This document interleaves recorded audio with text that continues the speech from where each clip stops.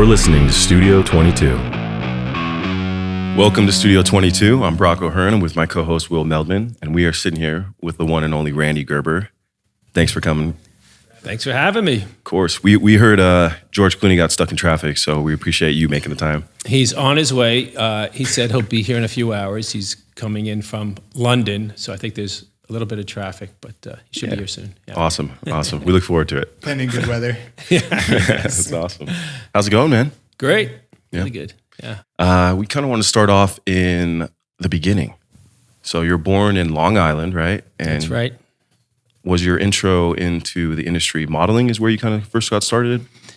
Well, into what industry? The entertainment industry, the modeling industry, or the... I think maybe work in general. Is that? Yeah, I think work in general. I was doing a little modeling when I was in college. I went to University of Arizona. I was doing a little bit of modeling pretty much in the summers as just a way to travel.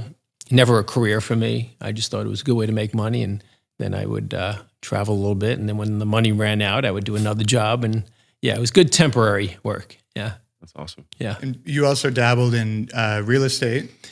I did. I had a lot of different jobs. So I was doing, I worked at a yogurt shop. I worked at a sneaker store. As I got a little bit older, I worked in real estate. I kind of wanted to be an entrepreneur. So I had a lot of jobs where I was working for people. And then I decided I'm going to try and do something where I can really work for myself. So as you know, in real estate, for me, I was just working on commission. I wasn't getting paid. So if you don't do a deal, you're not making any money. And so that was my first experience with, that world of somewhat being an entrepreneur and being responsible for your own livelihood. It's not a 9-to-5 job. You work, you do a deal, you make money. You don't do a deal, you don't make any money. So you kind of have to bust your ass a little bit. Yeah. That's great. Yeah. What did you study at U of A? So I studied major in television and film production and a minor in marketing. Wow. Yeah. Wow. How has that served you moving forward with what you've done? Well, now I sell tequila, so it really had nothing to do with it. No, I would say the marketing part, maybe a little bit. Television and film, I was always a creative person, so I always thought that I had a vision and I wanted to kind of see that through whatever it was. So I thought it just helped me with my creative side, whether it was music or design or film, directing, or just creating products. Yeah. And then, kind of not learning how to market, but just figuring out a way to market in a way that doesn't feel like you're marketing. So I think it's all just that creative world I was always interested in. And it kind of just came a little bit natural to me, which I'm fortunate because it's something that's hard to learn. Yeah. I've found with creative people, with a lot of artists as well, there's definitely not one avenue.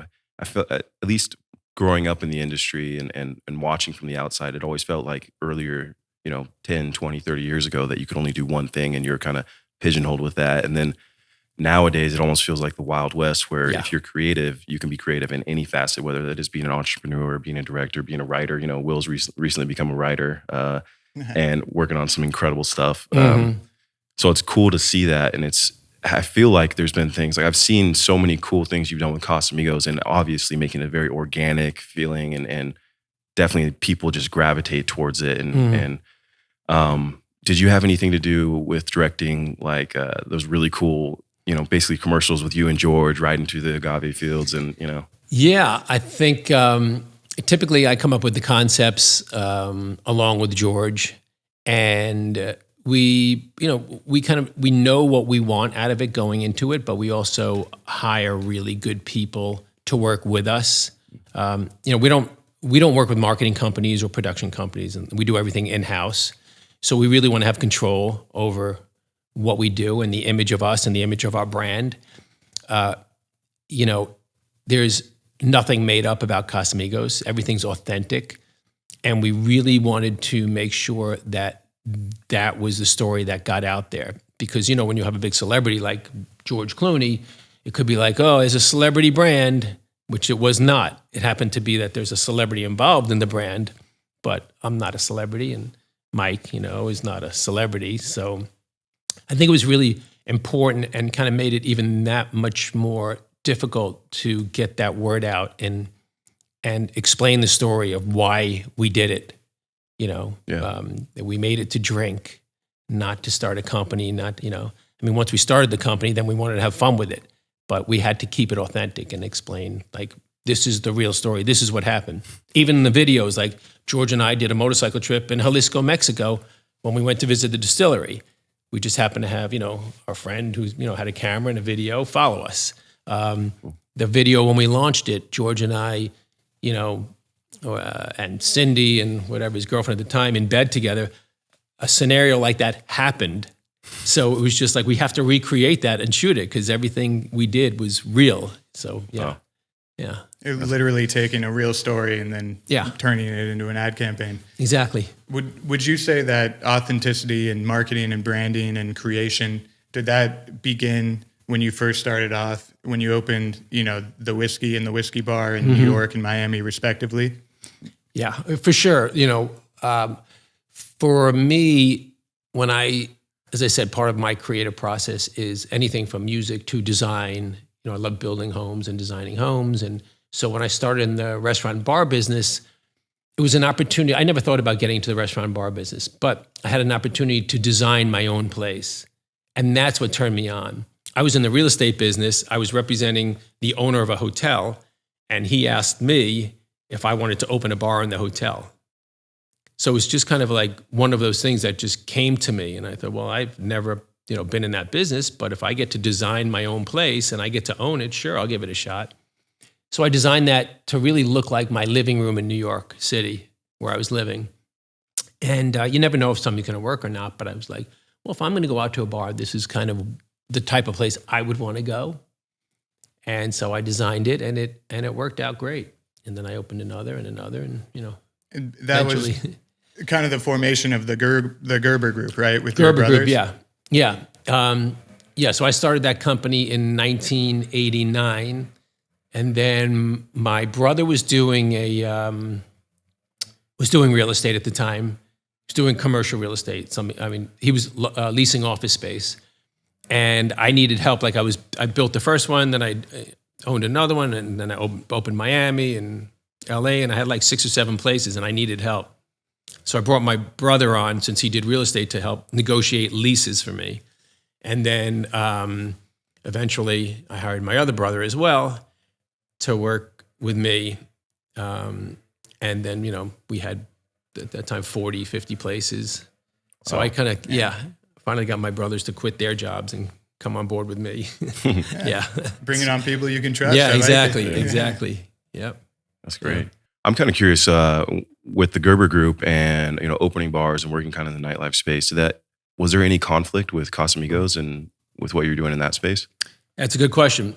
There was a major conflict because there's something called the Tight House Rule, and it's a law that you cannot own a liquor, be a distributor, or have a liquor license. So I had to sell all of my restaurants and bars in order to start a liquor. So when I started my liquor company, sold everything, well, fortunately to my brother. So he still has kept it in the family. Yeah. That's cool. Which is, it's a really unusual, rule that it's still in effect. It's from Prohibition, because I think the reason behind it was they didn't want you to have a liquor and then only serve it in your place, because then everyone would have to come to your place, right? The thing is, with any product, you want everyone to carry it, and everyone, so in liquor business, you want everyone drinking it.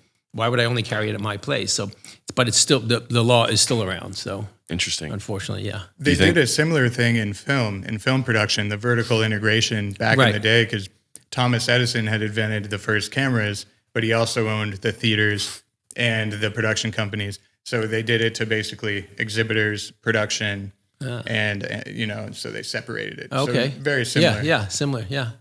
I wonder if that just ends up stopping a monopoly from taking. Yeah, I think that's the reason behind it, I guess. But yeah.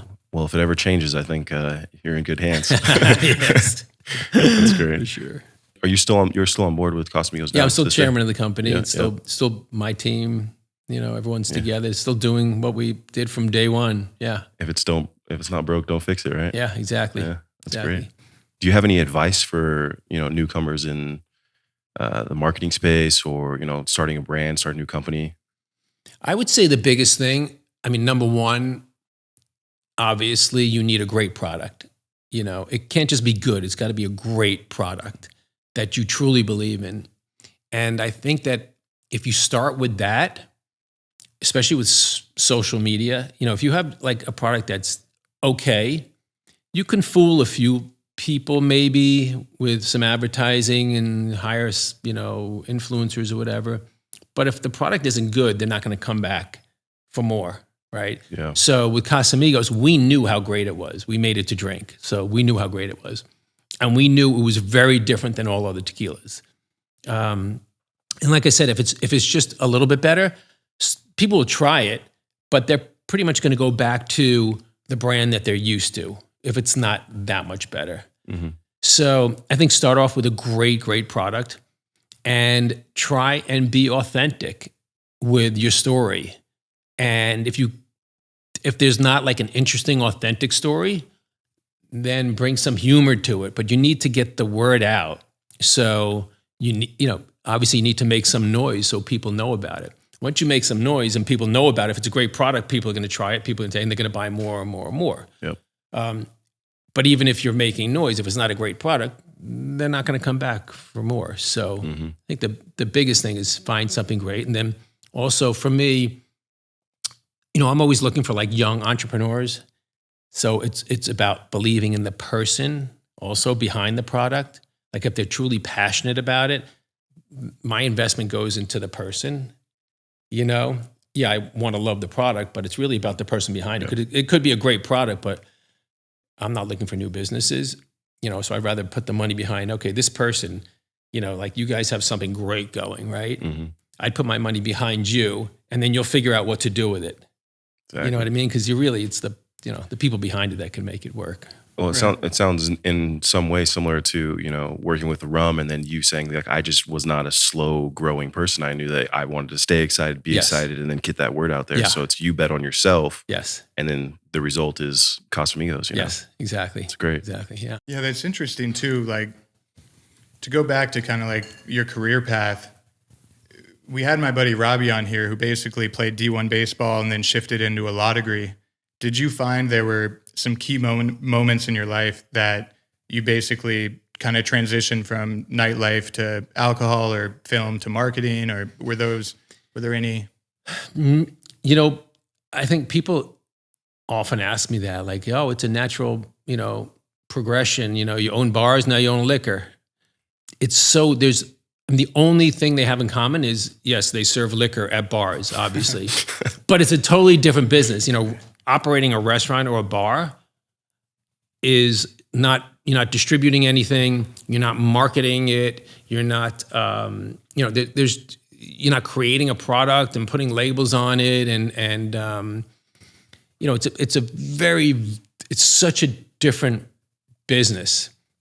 So I think once again, everything I do for the creative aspect of it. For the bars, I wanted to be able to design places, and every one of my restaurants or bars I designed differently. Were there any obstacles, even with, starting the bar, starting, working in real estate, whatever, were the obstacles in business for you that you learned and applied as you kept moving forward? Oh, there's always obstacles. When I got into the bar business, I knew nothing about it. Yeah. Nothing. I just knew, like, I'm going to design a place. I didn't know what the cost of liquor should be. I didn't know what, distributors, you have to buy it all from like 2 different companies. Like you can't just go to the store and buy liquor and serve it in your place. No, I don't know how to make drinks. I'm not a bartender. I wasn't, but I was smart enough, I think, to hire really good people. And once I did the design and, put my playlist together and burn certain incense and the lighting's just right, I create the ambiance. Designing the outfits for the guys or the girls and, taking care of that part, I figured the rest will come easy. I could learn from people that are doing it. So I hired a bartender who worked at one of the Hard Rock cafes. And he just had a great personality, great guy. And I said, I'm opening up a bar. You want to come work for me? He's like, yeah, sure. And he must have thought that I owned a bunch of successful places. This was my first place. He came on board, and I said, I know nothing about running a bar. Like, I cannot make a drink. Like, I truly know nothing. And so I learned from him. He said, oh, this is how you do it. This is an inventory sheet. This is how you do this. So I just learned on the job, but I ended up doing every job. Like, I cleaned the place, I set up, I did, I did it all. But I learned from people. Yeah. Trial by fire. Yeah, exactly. Yeah. Yeah. And then you learn, that's one thing I've learned in film because I'm extremely passionate. I love it. Me and Will obviously have a common bond over that as well. Yeah. But knowing how to do every single job makes you better at being the leader in that space, or like if you're the director or the producer or the writer, if you know how to do every other job down to the editing, the grip work, setting up the lights, it makes you better behind the camera or doing your job. And so everyone else, there's no time wasting, there's no, who to hire, who's good at what they do. So it's, that's pretty cool to hear, you went in with no idea in a sense, and you figured it out. And I knew I had some sense of responsibility because I borrowed money from my friends. At that time it was like $200,000, and I borrowed. I called my friends. I said, "You want to put $20,000 in? 20,000, 20,000." And they're all like, "Yeah, sure, we believe in you. You'll figure it out. We know that." And fortunately, I got gave them the money back real fast, and then they made some money from it subsequently. But I always say, like, I would never, I'm sweeping the floors. I do it all, right? Mm-hmm. Because I always say I would never ask anyone to do something that I wouldn't do and that I'm not able to do, or, and I think that your employees, they see you doing stuff. They're like, yeah, they're going to do it too, even though their job may just be bartender. Hey, if you see an empty at one of the tables and you're not busy, go grab the empties from the table. Like, everyone needs to help out. Yeah. And there's that old saying, teamwork makes the dream work, obviously, but it's true.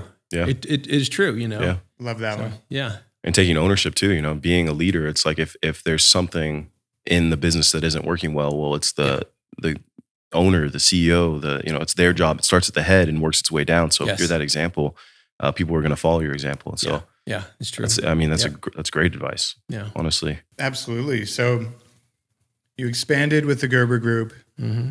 What was it like starting a family, being in nightlife? That's when it all ended in the nightlife business. No, for me, when I met Cindy, obviously it was, more important to be in a relationship with someone than my job. My job always came second, no matter what, Smart man. So there's no question.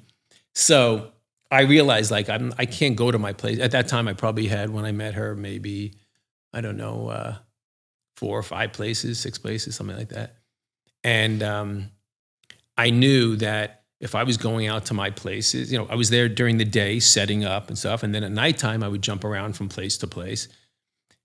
But who's going to want a relationship, with someone that's got to go into work, not only day, but also nighttime. And then you come back at 2 a.m. or 4 a.m, you just never get to spend time together. So I made the decision to really not spend too much time there at night. I'd go in maybe 2 nights a week, 3 nights a week, check up on the places. But we'd have dinner together. I'd run in, then I'd come back. So I just had my priorities right at the time. And I think that, that worked out as well, fortunately. It was a smart move, I guess, on my part. But it is hard, especially when you're starting off. I wasn't just starting off, but I had built another, probably another 40 places after that. But at that point in my career, I was able to just really design them, get them open. Once they're staffed, I had a great team behind me. They could operate them, and I would show up once in a while. Learn how to mitigate responsibility. Yeah. I think that's a great lesson in priorities too. Yeah. For you guys, it's going to be hard. I would think in the business, as an actor and a writer, you guys travel, right? Yeah. I always find that it's going to be hard, to have a relationship because someone is going to suffer. If your girlfriend is going to have to, you go away, we were talking earlier and you said, I could be away for 3 to 5 months on a job somewhere. Well, if you want to see her, she's going to have to come with you. Like, you're not I'm working. You got to do what you're gonna do. You committed, so Yeah. that's a tough life for There's definitely a lot of sacrifices involved. Yeah. And I feel like that is across the board, especially if you want to be an entrepreneur or in a creative space. It's just, but then you also find people that it works with, and if someone's willing to come along for the ride, and then you figure it out. And then again, your priorities are right and you make sure that communication is there. Right. Then there's ways to make it work, but it's definitely not it's not an ideal setup. Yes, not ideal. I would say. Yes. Yeah. Well, Yes. like you guys said, I mean, it's all about finding the right person, right? Yeah. The one that it does work with and going from there. Yeah. It's like, You said we were talking earlier about your kids and Kaya. She's just getting into acting as well. How's that as a father, seeing her kind of step into that? I mean, seeing your kids kind of fly and launch is always a great thing. And I'm always supportive of whatever they choose, as long as it's something that they're passionate about. And Kaya is truly passionate about, well, no, she's a great student. She's always wanting to learn. She's always reading books and, studying acting and, doing classes, doing online, showing up and auditioning. And so, and it's nothing's going to be given to you. If you're not good, people are not going to hire you. I don't care who your parents are or, whatever. If they're famous, it doesn't work, unfortunately, in that business. It only gets you so far, Yeah.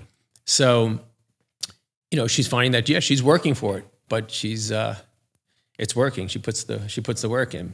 And for Prezi, he's similar, I think more similar to me, where he's extremely creative, so he's always thinking about new ideas, or he has new products that he's thinking of doing. And so that's fun because him and I get to throw ideas off each other, and he's come up with some really good ideas for me. So I could see him really taking off in the way kind of I did in my world. Yeah. I love hearing that because with my older brother and my father are very like routined and regimented, and then I'm the only kind of creative one. But it's cool to hear like father and son both creative and interested in that realm, because it's like and what's really interesting is, when you have that kind of a mind, a creative mind, there's no one that, especially growing up, can say, oh, he's really smart, or, because that it's hard to show that until you're given the chance, So I had all those other jobs, but I knew that in my mind, I'm creative. I just have to figure out what to do with it. You're fortunate because now you figured out, oh, I can write. Oh, I could produce, or I could direct. Like, you figured it out. Right. It took 31 years though, right? Yeah, exactly. But if there was someone that said to you at 20 or 21, hey, this is what you could be doing right now. You should be writing and you should be doing that. You probably would have started that earlier. Yeah, I think the production assistant jobs that I had kind of growing up into my mid-20s, that was so key for me, because you see everything. You can, Right, yeah. And until you're mature enough to develop that creative, like taking action, really going for it, like I am, kind of started in 29, 30, and moving into physical production at age like 28 with the resort, and just saying, we're going to make this movie in Hawaii, let's go. And, that taking that leap. But yeah, it definitely took some time, and was very fortunate to have those production assistant jobs to kind of keep me going and learning. But absolutely. Yeah, always being a student and then applying it to I found that, whether it was for me, I started off in the fitness industry, working there, even with personal training, until it turned into fitness modeling. Then it turned into actual modeling and all these other projects. But I learned little things everywhere I went, and then I applied them to what I'm doing now, and then also where I'm going, even production for creating this podcast. We pulled our minds together of what we needed, what we wanted, and kind of pull that together. But as I'm thinking about, you going to school for film, is there any, now that Kaya's acting, is there any desire and chance that you might direct a film of hers one day, or, Of hers? I would love to. I don't know if she'd want me as her director, though. I think she prefers me as her Dad. No, it's something that I always talk about doing. I would love to do it, but it's one of those things where I'm at the point in my life where, of course, I think I could do it.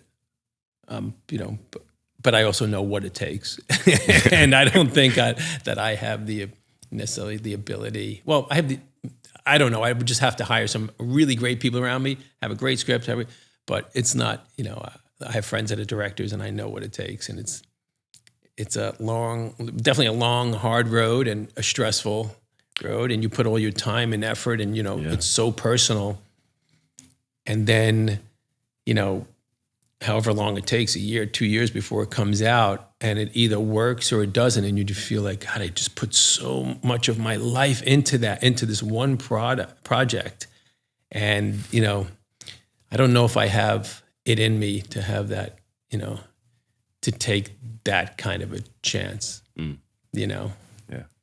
I mean, I'd be so interested in seeing something you directed, because everything you've done and has been creation based, Yes. right? Like from the bars to the liquors to everything, and like with a great eye for marketing and branding and all that. So like if you get a good DP and like a good team around you, I'd love to see that. Yeah, that's what I say.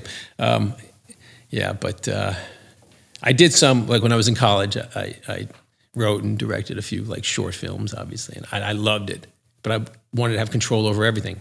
I wrote it, directed it, casted it, edited it, the music. I mean, I'm so like, I have to do it all always. And you can't in that business. I mean, or maybe as a director, but as long as you have great people around you, but. Yeah, there's some trust you got to delegate for sure, but.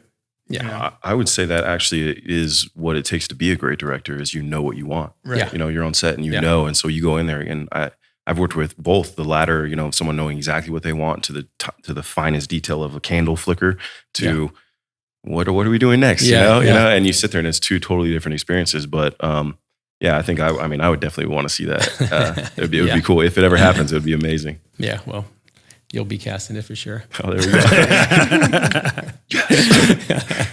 Just that's great. So, when did you first meet George? I met George at one of my bars in New York at a place called Morgan's, and he was shooting. This was probably 1990. Yeah, 90, 91, I think. He was shooting a movie. What was the movie he was shooting in New York? Like maybe One Fine Day or so. I don't remember. He was shooting a movie in New York, and he was staying at the hotel. And I was at my bar, and he came down one night, and we just met. It was a small bar. It probably held 50, 60 people. He came down alone for a drink, and we met and just kind of became friends. He'd go to work during the day, and nighttime he'd meet me at the bar, and the shoot probably lasted, 2 months, 3 months. Oh, wow. So we became, really close, and been friends ever since. Yeah.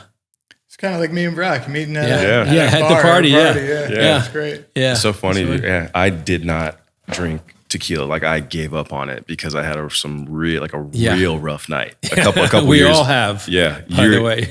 Years before. Yes. And then I remember going, and it's like, we actually through Max Blank is how we met. And we go, and I'm like, it's a tequila party. Like I have to drink tequila, So I was like, I'm just gonna, sack up and do it. And I drank, and I remember we drank all night. We had an amazing time. Those parties are so much fun. Yeah. And I woke up the next morning, and I have energy. Yeah. Like I don't have a hangover. Like what is going on right now? And from then on, I've drank tequila ever since. That's it. You guys changed the game for me on that one. Oh, thank you. Appreciate that. Yeah. Yes. And lifelong bonded friendship after that. Absolutely. Yeah. That's great. Where did I'm actually kind of curious, the conception of the Casamigos party. How did that come about? And what? I don't know anybody who doesn't enjoy or even try to get into the Casamigos party. Yeah. Well, I think that where it came about. Well, it's another one of those ways to, number one, give back. Like, Casamigos, loosely translated, is like House of Friends. Mm-hmm. So it was a way to just get our House of Friends together, the guys that have supported us and who were drinking it before we even launched it, a way to get everyone together and obviously Mike, having it at his house, and really just it was truly just our friends that were there. Mike knows a lot more people than I do in Georgia, so it ended up being a couple hundred people. Yeah. But and it's a way really to once again get the word out. That we have this. We don't let cameras inside of the party, which is really important. There's paparazzi are outside. There's nothing you can do about that, but there's no cameras inside. So it's nice. Everyone kind of lets their guard down. They're there to have a good time. Some a really good time, but no one knows about it. If you weren't at the party, you didn't know it existed. And then after you have that and word got out, everyone wants to go, but we still keep it really small. We try and just, and everyone always does look forward to it. It's just that one time a year that you could just let loose and not worry about, people talking about what happened or what you did or who you were with or, Yeah, everyone's getting... protect your privacy in a way. And, plus you have masks on. You don't have to take those off either. So, And that's the thing too, being in LA and with all the costume and makeup departments around, people come ready to rock. Oh yeah. It's like, they go all out for sure. Yeah. I remember seeing that, the video of you and George, as pilots and Cindy as flight attendants. Yeah. I thought that was the coolest thing ever. So that was funny. Well, that one because we did a party here and then we flew to Vegas and did another one. Yeah. And, we were like, let's go dress as pilots. And and that was like a quick thing. Like, we should just shoot a video of us doing that. Oh, it's so funny. It was like literally on a friend's phone. Like it was not, it wasn't like a whole setup. Yeah. We were walking on to the plane, to the Casamigos plane. And our friend's like, wait, let me tape this. So he had his phone out. He goes, okay, you guys walk on the plane. And then George, of course, is like, let's get in the pilot and co-pilot seat, So, yeah. And then Cindy's like, and I'll serve you. So literally it was a spur. It wasn't like a fake setup. It was like we were literally getting on the plane to fly to Vegas to do a Casamigos party. And right there, we just said, let's just shoot it. And we did it. Yeah. I mean, that speaks so much to that authenticity with the brand too, just doing it. Yeah. Yeah, and you guys, yours and George's friendship, and you guys just having fun and enjoying. Like you can tell you enjoy not only each other's friendships, but the brand Casamigos is what you do, and it's exactly what you're saying. The authenticity behind the brand. Yeah, and I feel what I've seen over the past couple of years is that authenticity is the key to making something successful nowadays. Before, you can get away with all these different marketing tactics, where if it was in front of your face, it was easy to grab. And now people care about what's in the product. They care who's behind it. There's so many factors that go into it. Yeah. And you guys just absolutely crushed it. And you obviously had a great taste and great eye for that. Yeah, right out of the gate. Thank you. Yeah. Well, I would say, with social media, you can't bullshit anyone. Yeah. If it's not good, word's going to get out like that. If it's good, word's going to get out like that. So, there are still companies that pay for billboards and these big marketing campaigns. Anyone could buy a billboard. Anyone could buy a TV spot, right? We've never done that because we don't have to. Like if you have a great product, the word's going to get out. Yep. You're going to tell someone, you tried it, you're going to tell Will. Will's going to tell, so, and word's just going to get out. And that's what I think one of the few great things, very few, about social media is if you have a product or a company, you can get the word out in your own way. You know what I mean? Without a lot of money. Like we don't spend money on marketing because we don't need to. We have my own social media team. They work for me. We do everything in-house. I've never worked with outside companies. Yeah. We just come up with the stuff and we're like, okay, we make a decision. It's out. The next day it's out. Yeah. It's not like a whole board and, whole thing. Yeah. That's probably one of my favorite things I would say about social media is the control aspect. You're in control of what you put out. So it really, some big media company can go and spin it and put you in an interview and try and trick you to say certain things or do all these different tricks. But social media, it's like, this is it. This is what we believe in. This is who we are, and kind of moving forward. And I mean, clearly it works. So, it's good to have control. Yeah, especially I'm sure when you're building a brand. Yeah. Yes. Yeah. And when you're so creative too, and you're like, it's all about kind of create each post as a little mini creation, right? That's kind of how I look at it. Yeah. It's like, yeah. It is. I mean, I still look at everything before we post it. Every video, I'm involved in like the editing of it, you know. I mean, that's the fun part for me still. But you still want to control like the image of your brand because it's really your image. You know, it's your life, it's your lifestyle. So. Extension of you, yeah. Yeah. See, that's why I think you'd make a great director, man. I'm telling you. That's awesome. One day. Back to social media. How do you think social media has kind of changed the industry of marketing? Wow, I think that, well, the first thing is you don't need, like I said, if you have a great product and it's something authentic, you don't need big dollars on marketing, you know? Yeah, as I mentioned earlier, I've never spent anything on marketing. I've never bought an ad in a magazine or bought a billboard or advertising, you know. Like the videos we do, I'll post it or, you know, and it'll get out. People, whatever, TV shows will pick it up, but I'm not, you know, selling it to them or they're not, you know, doesn't cost anything, you know. So I think that, I think it's great especially if you're a young entrepreneur. It's a great way you don't have to open a store. You don't need a lot of money because you're not opening a store. So you can have a clothing line without opening a store, you know. So I just think there's more ways of getting, obviously, things out there in the world. I mean, there's a lot more pressure too, because I think especially with the younger generation, they think every one of their friends are millionaires because that's what they're seeing, even though it's probably, you know, most are not, you know. But you think like, wait, there's so many 20-something-year-olds that are, you know, multimillionaires and they did this and that. But I mean, maybe that's what they want you to think. But, you know, I think that I like the fact that you don't need to hire these companies to come up with things for you. Where you could be sitting home, come up with an idea, and then the next day put it out there and see if it works. And you could try so many different things, you know, without really having to spend money. Yeah, you can have groups of people literally ask them what they prefer, what do they like. Yeah. You know, we're doing that with the podcast already, you know, asking what our audiences that we have now already, where they listen to podcasts the most. So we know that's where we want to push more of the marketing towards if everyone's on, you know, YouTube or everyone's on Spotify. So you're kind of like playing with the market with what you already have built, you know. So I totally get that. Yeah. Yeah. I mean, it's also a good way to get information.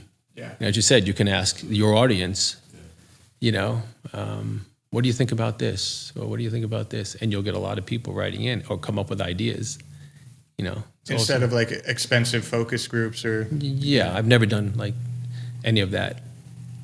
Focus groups or, I wouldn't even know what that really is, but I guess they're focusing on your thing and giving their opinion. I don't know, but I don't know. And is that just more personal preference with you, or is it like, you know, you just didn't want to go that traditional, I guess I would say, marketing route? You just knew you had a great product and you had the vision. Is that more? Yeah, I just knew what I had. And although some tried to convince me otherwise, like when I first presented, you know, I needed a distributor for Casamigos. And I, you know, so I'm like, I show up at a big distributor's office and I'm sitting there, I'm like, okay, so this is what we have. We have a tequila. You know, George and I drank it. We've been drinking it for 2 years. And now we want to start a company. So we need a distributor, you know, and this is it. It's called Casamigos. Here's the label. Here's the bottle. Here's the liquid. So they all pour it. There's like 10 executives at a table, older guys. All drinking. I'm like, wow, it's good. Try it again. It's actually really good. Like, great. So you guys on? They're like, well, what's the price point? I said, I have no idea. I don't even know what it cost me to make. We've just been drinking. I didn't know what it cost me to make. So well, you should figure it out. It's probably this or this. And I said, okay. And he said, and the name Casamigos, you got to change the name. I'm like, what do you mean change the name? Well, number one, it doesn't mean anything. And there's another brand that's called like the Tres Amigos or something like that. I'm like, well, I've never heard of it and I don't care. I said, Casamigos is the name of our homes in Cabo. So that's going to be the name of our tequila. And they're like, okay, I think that's a big mistake. And you know, you need to change the label because it's so small that when it's on the back bar, no one's going to be able to read it. I'm like, okay, here's the deal. We created the tequila. We designed the bottle. The name's the name of our homes. This is what it is. If you want it, great. If not, No problem.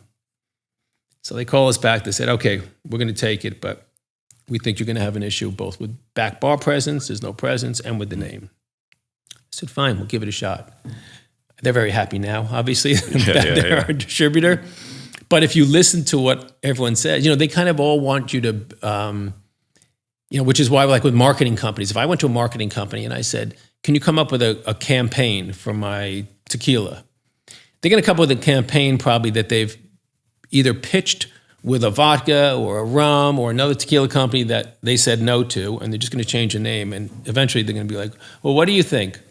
Yeah. So I feel that if you go with your gut, then, and at least I agreed, George agreed, Mike agreed, like this is what we're doing, then if we succeed, it's because of us. And if we fail, it's because of us. Yeah. It's not because we're not going to blame anyone else, right? But I hate to hand it off and listen to someone say, changes if I really feel strongly that this is the way to go. Yeah. Because then I'm going to fail possibly because of what someone did. And I would never have known if I would have succeeded, because you don't get a second shot. Yeah. Unfortunately, it's like you get one shot. If this wasn't good, it never would have worked. So and I keep using this word authenticity, but it speaks so much to that, because it's also not just in the creative stage. It's also, like you just said, in the business stage of not jeopardizing the authenticity to satisfy someone else. Yes. So that's really interesting. I never heard that. That's great. Mm-hmm. Yeah. Yeah, and the willingness to fail on your own accord, versus somebody else's, and exactly you knew why it didn't work or why it did work. And I love that, because every time I fail, I only look at it as the opportunity to do better the next time around, or to learn from that mistake. And okay, well, now time to go again. And I've done hundreds, thousands, of auditions, and had moments in this space where it's like, you only get one shot to do it. Well, why did it not work? Because I've been told no so many times, and it's, you get one yes for every who knows how many no's in this industry, and it's very difficult. But I'm all about the no. Because why was I nervous this time around? I've had all these massive auditions at home over, during COVID, and they kind of switched that formula. And then I had one in person, and it was like a commercial audition, which I don't even go on. Right. And I was like nervous, dude. I'm like, what am I nervous about this for? I was like, that one's next to, this major actor. Like, where did this come from? It's just funny to learn that. And I'm like, oh, because of this, or, getting those jitters out or whatever. And then I address it, I fix it, and then I move forward. Right. And so it's, again, with a brand, with whatever you're doing, it's definitely, I'm a big fan of taking that ownership and kind of moving forward. Yeah. Figure it out. You can always figure it out. There's always a way. Yep. Yeah, I agree. So what company are we starting, Will? Podcast company? Yeah, there we go. This is how they start. Sitting around with friends and just talking. I mean, Stuff comes up. It really is. Yeah. And that was one of the things that was most exciting that me and Will talked about before doing this was, we're grateful over the years to acquire such an amazing network between the two of us. I mean, Will especially. And we're sitting here having conversations with people who we admire, that we respect, that have done incredible things like yourself. And we're learning things that we'd never known before, or taking these, there's a book I love, Tools of the Titans, or you learn because success leaves clues. And so it's like sitting here, well, what do we take away from this? And I'm already like, I'm ready to get to work, man. You know what I mean? It's super cool. Yeah. Being able to share, what worked and what didn't with all these great people that have been so successful in their fields is just, it's a huge honor, and it's, the gratitude is out of this world. But well, and for us, like between myself and George and Mike, like it was just the perfect trifecta, Like I know what I'm good at. I know what I'm not good at. George knows what he's good at. Mike knows what he's good at. So it was like the combination was just, it really worked well. It was like everyone knew what they were great at, and we respected that. Like, we always ask each other's opinions on everything, but we know everyone's strengths, and just do it. And we all did it. We all contributed. Even though I run the company, George did his part, Mike did his part, I did my part, we all had our part. And it would not have been a success without the three of us, So basically what he's saying is we need a third person. And then you need someone that knows the business. Yeah, You know, yeah. like we hired Lee, who was brilliant in, you know, like once again, I didn't know the bar business. I hired a great bartender. I didn't know the liquor business. Mike doesn't, George doesn't. I hired Lee, who's knew that business like, I mean, he's unbelievable. And that was like, that's really what we needed. That person who could it was no bullshit, right to the point, old school, to kind of just like lead that part of it. Yeah. Yeah. I was thinking about, because I'm looking at your shirt and how you guys went about making the Casamigos clothing, and all the stuff that you've done that have been like, I've seen the golf bags, travel bags, all these different items. What made you guys want to keep it basically in-house or with the brand and not essentially available for the public? Yeah, well, for me, I just wanted our friends wearing it. Yeah. Like the T-shirts we custom make. Like you can't just buy the T-shirt in a store, even without the logos. I wanted the fit right. I wanted everything right. So, and this happens to be one. I think I made maybe 6 of these, literally 6 T-shirts only, just give them to certain people. So I wanted the right people who are really just our friends wearing them. And if it's readily available, like if you're selling it, you can buy fake ones online. We take down probably 50 sites every month of, counterfeit stuff being sold. But once again, I design everything, and I design it for me. Like, what do I want to wear? Well, here's a great shot that, a friend shot this on a surf trip for Casamigos. And I'll pick certain ones. I'm like, this would look great on a shirt if we just do this and this. So, or like, you got the headphones on there, the Casamigos headphones, so stuff like that. Max Blank actually made these. They got, they're kind of double-sided, but yeah. Super cool. So certain, super cool products, I love making. I mean, for me, once again, it's just a creative thing, whether it's anything from the typical shakers and bar mats to T-shirts or beanies or, Uggs that are custom or, we're just always coming up with something unique and interesting that people really want. Yeah. Once in a while, we'll send them out as gifts, but we don't sell anything. Yeah.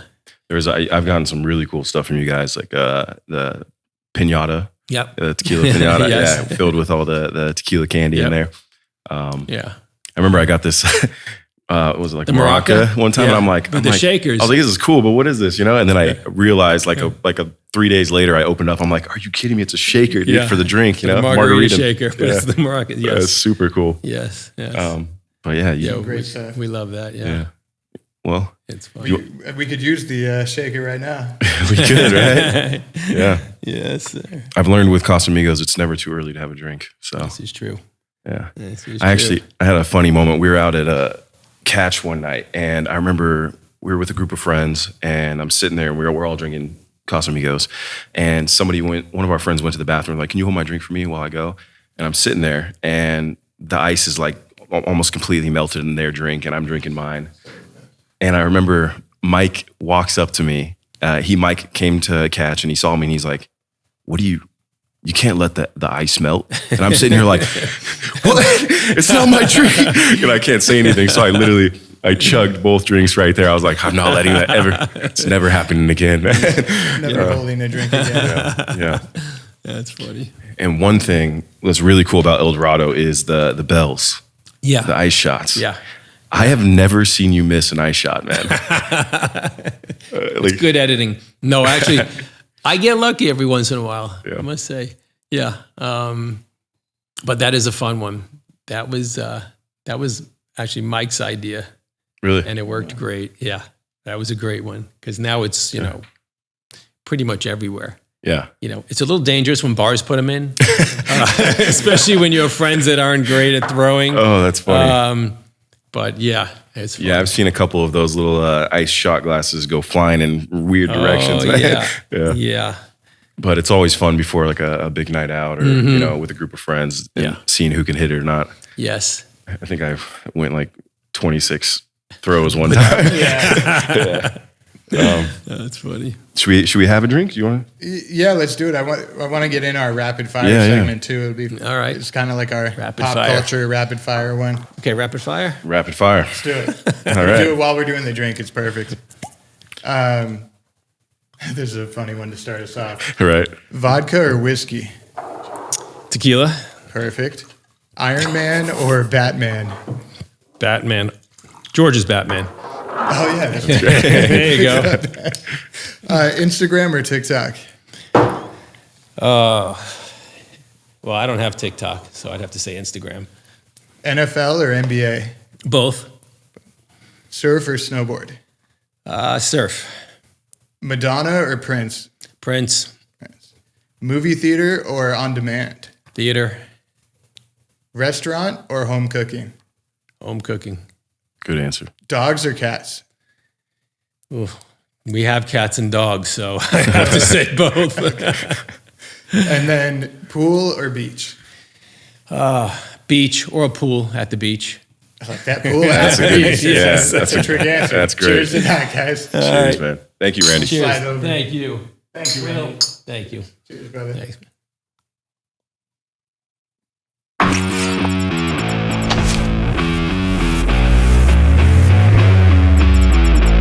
Thanks for tuning in to Studio 22.